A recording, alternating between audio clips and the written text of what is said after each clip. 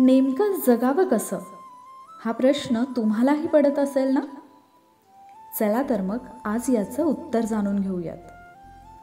नेमकं जगावं कसं? तर बसच्या एखाद्या कंडक्टरसारखं. तासनतास उभं राहायची लाज नाही आणि बसायला सीट मिळाली तरी माज नाही. अख्खी बॅग पैशाने भरलेली असते, परंतु त्यातले 4 आणेसुद्धा आपले नाहीत.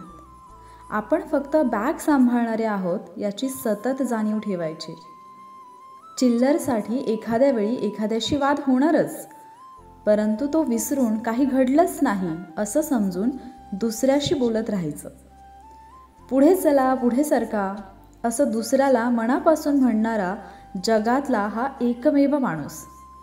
खचाखच भरलेल्या बसमधील प्रत्येकाशी याचं एकदा तरी संभाषण होतंच, पण कुणावर विशेष लोभ नाही, कुणावर राग तर मुळीच नाही, कुणाचा द्वेष नाही, कुणाचा तिरस्कार नाही. आपला संबंध फक्त तिकिटापुरता. कुणी मध्येच उतरला तर त्याचे दुःख नाही, कुणी मध्येच बसमध्ये आला तर त्याचं कौतुक नाही. दोघांसाठी हात पुढे करून दार उघडायचं. येईल तो येऊ दे, जाईल तो जाऊ दे.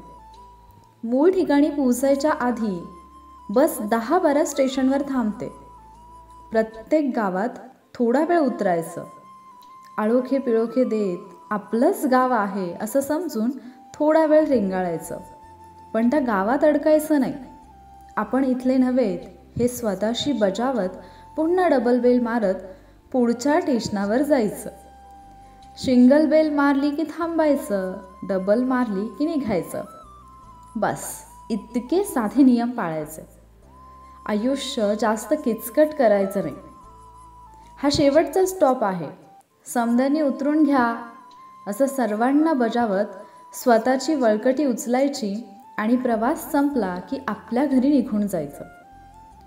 उद्या कुठे जायचं, कधी निघायचं, कुठल्या गाडीतनं जायचं, ड्रायव्हर कोण असेल हे ठरवणारा वेगळा असतो. उद्या गाडी कुठली असेल याची खात्री नाही, ड्रायव्हर कोण असेल याचीही खात्री नाही, सोबत प्रवासी कोण असतील याची शाश्वती नाही. शाश्वत एकच आहे, तो म्हणजे प्रवास. आपण असू, आपण नसू तरीही प्रवास कोणाचा ना कोणाचा तरी सुरू राहणारच आहे, निरंतर आणि निरंतर. आपल्या असण्या वाचून आणि नसण्या वाचून कोणालाही काहीही फरक पडणार नाही.